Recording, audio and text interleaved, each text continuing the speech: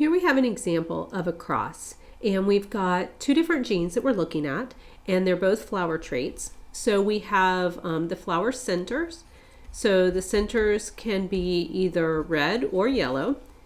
And so those are our two options, or that would be the two phenotypes that we have. And then we have the petals, and the petals can be either solid or spotted. So when we do this particular cross, we're expecting that all of the offspring, we're going to get equal percentages of them.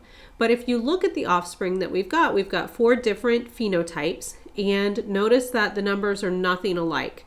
So this is where we actually can notice that we must have some linked genes involved. So just to write this out for us, when we notice that the frequencies, or the probabilities, you could say, of the offspring are unexpected. So in other words, they vary a lot from what we would expect to get, then there must be linkage. Okay, so instead of getting roughly equal numbers of each of these, we can see that we've got 2 that are very high and 2 that are relatively low. So the next thing we want to do is we want to identify which ones of these offspring would be our recombinant offspring and which ones would be our parental offspring. Well, if we look here, we have 2 numbers that are much higher than the other 2. So that's going to be the top one and the bottom one. So both of those are pretty close to each other, both right around 100. And the high numbers will be the parental offspring. So I'm going to write parental right here. We really don't even have to start comparing the looks of those to the parents that we started with. We just look at the 2 high numbers. So those will be the parentals. Then the other 2, which have the low numbers, those would be the recombinant ones. So both of these in the middle, these would be the recombinants, which means these are the result of crossing over.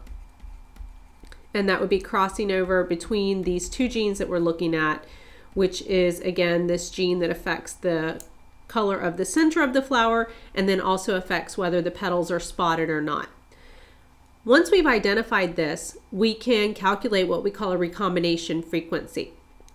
So if we calculate the recombination frequency, we write that out right here. The equation for this will be the number of recombinants over the total offspring.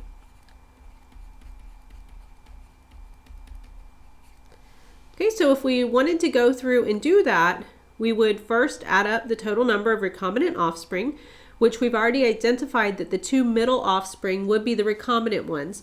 So if we added those together, we're going to get 48 plus 39, and this is going to go over the total number of offspring, which would be adding up all of them. So we have the 102 plus the 48 plus the 39 plus the 98. So we would solve that right there and come up with the recombination frequency. Okay, so when we do that, we end up with a number of 30.3%. So that 30.3%, that would be the recombination frequency. And then just a little bit more about that, recall that any recombination frequency under 50% is going to tell us that we are dealing with linked genes. So having this number in front of us does confirm that these would be linked genes, or in other words, these are going to be genes that are located on the same chromosome.